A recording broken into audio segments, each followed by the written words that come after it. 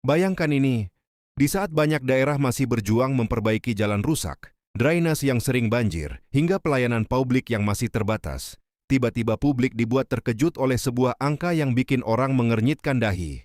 160 juta rupiah, bukan harga mobil, tapi biaya sewa mobil dinas per bulan. Ya, polemik ini muncul dari kota Samarinda setelah terungkap bahwa kendaraan operasional yang digunakan wali kota adalah mobil mewah jenis Land Rover Defender yang statusnya bukan milik pemerintah daerah, melainkan kendaraan sewaan. Biayanya sekitar 160 juta rupiah setiap bulan.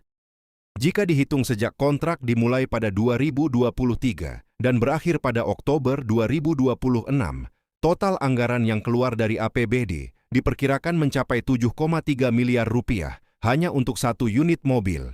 Disinilah polemik mulai memanas, sebab menurut banyak pengamat dan netizen, harga pasaran satu unit Land Rover Defender baru berada di kisaran 3 hingga 4 miliar rupiah. Artinya, dengan total biaya sewa tersebut, pemerintah daerah sebenarnya bisa saja membeli satu unit mobil baru, bahkan mungkin masih ada sisa anggaran.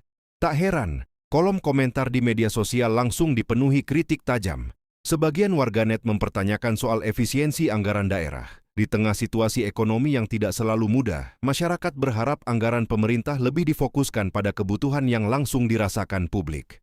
Mulai dari pembangunan jalan, peningkatan fasilitas kesehatan, hingga perbaikan layanan pendidikan.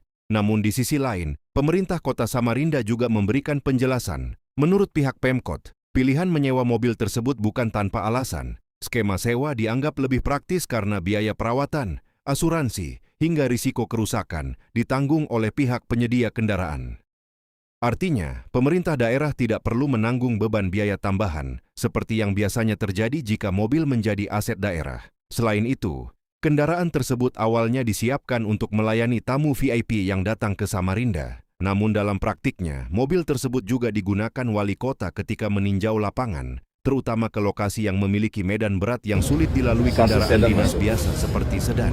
Itu memang mobil tamu, tulisannya di nomenklatur itu sejak tahun 2022 adalah mobil tamu. Tamu VIP ya, misalnya kalau Pak Menteri datang atau Pak Sekjen atau apa, tamu VIP, itu untuk pelayanan tamu. Karena memang Land Rover Defender dikenal sebagai kendaraan off-road tangguh yang dirancang untuk menghadapi medan ekstrem. Meski begitu, perdebatan tetap terjadi.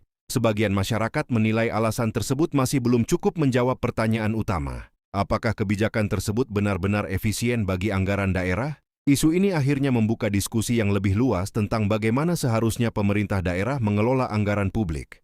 Karena pada akhirnya, setiap rupiah yang keluar dari APBD berasal dari pajak dan kontribusi masyarakat, dan publik tentu berharap uang tersebut digunakan dengan prinsip transparansi, efisiensi, dan keberpihakan pada kepentingan rakyat. Polemik mobil dinas ini mungkin hanya satu contoh kecil dari perdebatan besar tentang pengelolaan anggaran publik. Namun dari kasus seperti inilah, masyarakat semakin sadar bahwa pengawasan terhadap penggunaan uang negara adalah hal yang penting, karena di balik setiap angka dalam anggaran, ada harapan masyarakat untuk melihat pembangunan yang benar-benar dirasakan manfaatnya.